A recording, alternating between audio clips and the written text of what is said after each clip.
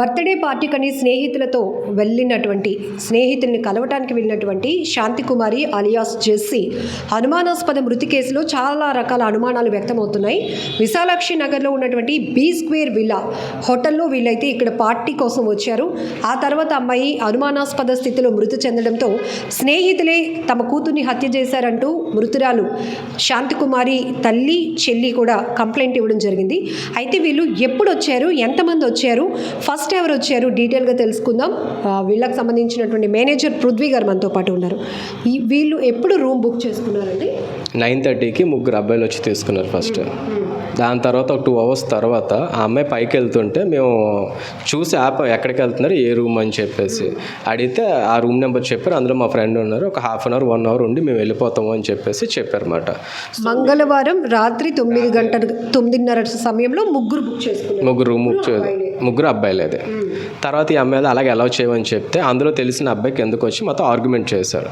So ఎప్పుడైతే argument చేసినా ఏది చేసినా మీ ముగ్గురు అబ్బాయిలను ఒక అమ్మాయిని అలౌమెంట్ అన్నది మేము చెయ్యము అని చెప్పేసి చెప్పామన్నమాట. చెప్తే ఆ అమ్మాయి ఏంటంటే అలా కాదు, సరే అయితే ఇక నా ఐడి కార్డు ఆధార్ ప్రూఫ్ చూసుకొని నాకు ఇంకొక రూమ్ అలాట్ చేయండి అని చెప్పేసి అన్నమాట.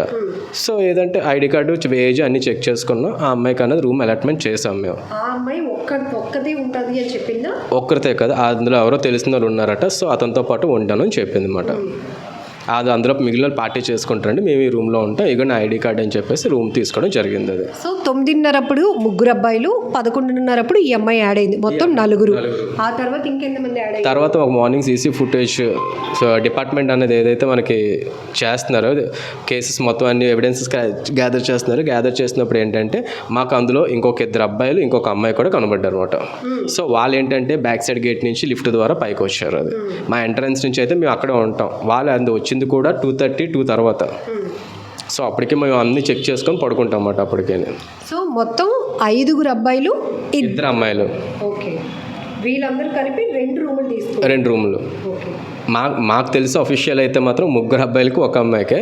సో వీళ్ళు అన్నది ఏంటంటే ఇంకా అన్అఫీషియల్గా మీరు మార్నింగ్ కానిస్టేబుల్ వచ్చి సీసీ ఫుటేజ్ చెక్ చేసే వరకు ఈ మిగతా యాడ్ అయిన వాళ్ళ గురించి మీకు తెలియదు వరకు మాకు తెలియదు మాట. అదే ఇంకొక అమ్మాయి, ఇంకొక 2 అబ్బాయిలు. ఓకే.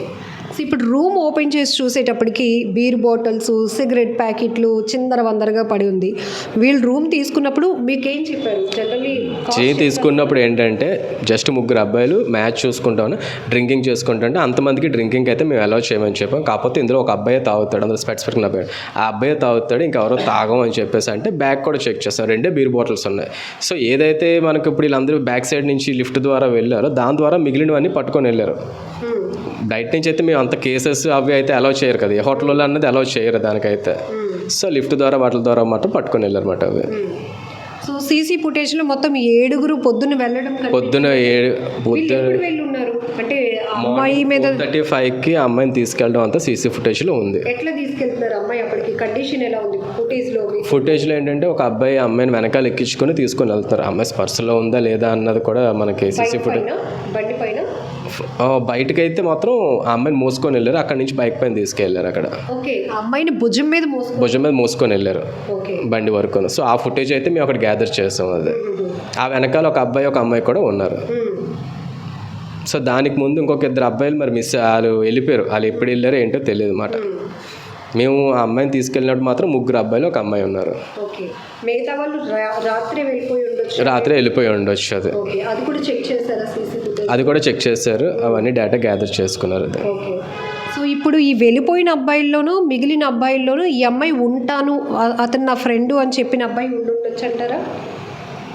ఈ అమ్మాయిని మోసుకొని వెళ్తున్నప్పుడు అందులో మేబీ ఉండొచ్చు. ఆ అబ్బాయి స్పెట్స్ పెట్టుకుని ఉన్నారు. మరి ఆ సీసీ ఫుటేజ్ అంతా మనకు బ్యాక్ ఎండ్ కదా ఉంది, అది ఉండొచ్చు. అది అంటే ఇప్పుడు ఇంతమంది ఈ ఫ్రెండ్స్ పార్టీ జనరల్గా రూమ్ అంటే మీరు ఐడి ప్రూఫ్స్, ఆధారాలు ఇస్తే తీసుకొని అలౌ చేస్తాం అవన్నీ. ఎందుకంటే అది ఆధార్ కార్డ్స్ ఇచ్చినా సరే ఎందుకు మనం ఆపడానికి ఏమైతే లేదు. ఆధార్ కార్డ్స్, ఏజ్ అన్నీ చెక్ చేసుకొని మేమైతే ఇస్తాం. కానీ ఆ అబ్బాయికి అమ్మాయిలకి ఇలాగ అన్అఫీషియల్గా అయితే మేమైతే ఇవ్వమాట. అది అందుకని ఆ రోజు ఆ అమ్మాయిని ఆపడం జరిగింది. అందుకే ఇంకో రూమ్ తీసుకోవడం కూడా, ఆర్గ్యుమెంట్ అయ్యాక ఇంకో రూమ్ తీసుకోవడం కూడా జరిగింది అన్నమాట. అదే జనరల్గా ఈ అమ్మాయి ఇంట్లో బర్త్డే పార్టీకి వెళ్తున్నాను ఫ్రెండ్స్తో అని చెప్పి, కానీ ఇక్కడ మాకు బర్త్డే పార్టీ కానీ అది కానీ ఏం చెప్పలేదు, అవేమీ లేవు. అండ్ కేక్ అది కూడా ఏమీ లేదు. అది కేవలం బీర్ బాటిల్, సిగరెట్స్ అంతే, ఇంకంతకుమించి ఇంకా లేదు. జనరల్గా అంటే మీరు హోటల్ మేనేజింగ్ చూస్తున్నారు, పక్కన పెడితే ఇట్లా ఉన్నారు యువత, ఇంట్లో ఒక కాస్ట్ చెప్తున్నారు, బయట అంటే ఇంట్లో కాస్ట్ చెప్తున్నారంటే అది చెప్పినప్పుడు టైమింగ్ కూడా చూసుకొని పంపించాలి. అది అన్నది రాత్రి 11కి 12కి పంపిస్తాను, లేకపోతే అప్పుడు వెళ్ళి వచ్చి పార్టీకి అంటే అది కరెక్ట్ కాదు కదా. సో టైమింగ్స్ అనేవి చెక్ చేసుకొని పంపించారు. పగలనుకోండి 10 o'clock 11 o'clock అనుకోండి, సో మధ్యాహ్నం 2-3 అనుకోండి, అది ఓకే. 11 o'clock ఇప్పుడు మీ అమ్మాయి వచ్చి మాకు రూమ్ తీసుకున్నప్పుడు మేము పర్పస్ ఏంటి అని అడిగాం, తెలుసు అన్నారు అబ్బాయి, వాళ్ళతో పాటు చేసుకుంటాం అన్నారు. మరి ఇంక అంతకు మించి ఇంక మేమైతే ఏం చెప్పిన, ఫస్ట్ ఆఫ్ ఆల్ అక్కడ ఇంట్లో బ్లాక్ చేస్తుంటే ఇక్కడ వరకు రాపోదును కదా. మరి ఇంట్లో బ్లాక్ చేయడం వల్ల కదా ఇక్కడ వరకు వచ్చి అంత జరిగింది. ఇది మొత్తం ఈ 5 అబ్బాయిలు 2 అమ్మాయిల ఏజ్ గ్రూప్ ఇంచుమించుగా ఎంత అంతా 25 to 20 to 27, 24, 25 అంతే ఆ ఏజ్ అందరిది. చూడటానికి ఎట్లా ఉన్నారు? పార్టీ కల్చర్ చూస్తే వాళ్ళ ఏంటి అర్థమైపోతుంది. రూములు 2 ఓపెన్ చేసి చూస్తే వాళ్ళు చూడటానికి ఎట్లా ఉన్నారు? మాకు ఎంట్రన్స్ వచ్చినప్పుడు అయితే అబ్బాయిలు అయితే స్పెట్స్ పెట్టుకుని నీట్గా అఫీషియల్గానే ఉన్నారు అంతా, ఎడ్యుకేటెడ్ పీపుల్. అందులో ఒక అబ్బాయి 2 అబ్బాయిలు ఎడ్యుకేటెడ్ లాగా ఉన్నారు అంతా, నీట్గా రూమ్ తీసుకొని మాట్లాడుకొని తీసుకున్నారు, ఐడి కార్డ్స్ సెండ్ చేసి. కానీ ఎంత ఈ సిచ్యువేషన్ అన్నది అసలు మనం ఎక్స్పెక్ట్ చేయలేదు. ఈ అమ్మాయి రూమ్ తీసుకున్న అమ్మాయిలు ఎలా ఉన్నారండి? ఈ అమ్మాయి కూడా వచ్చింది, మాట్లాడింది, ప్రొఫెషనల్గానే మాట్లాడారు అందరూ. మీరు రూమ్ ఇవ్వను అంటే ఆర్గ్యుమెంట్ చాలా గట్టిగా చేశారు. ఆ అబ్బాయి చేశారు, ఈ అమ్మాయి చేశారు. ఆ రూమ్ ఎందుకు మేము తీసుకున్నాం కదా, మమ్మల్ని ఎందుకు అలౌ చేయరు ఏంటి, ఒక 1 hour కూడా పర్మిషన్ ఎవరో, గెస్ట్ అపియరెన్స్ ఉండదు, గెస్ట్ అపియరెన్స్ 1 hour అన్న ఉంటుంది కదా, అది ఎందుకు ఉండదు? ఇంకా పెళ్ళి ఇట్లా ఏం అవసరం లేదు అన్నట్టు.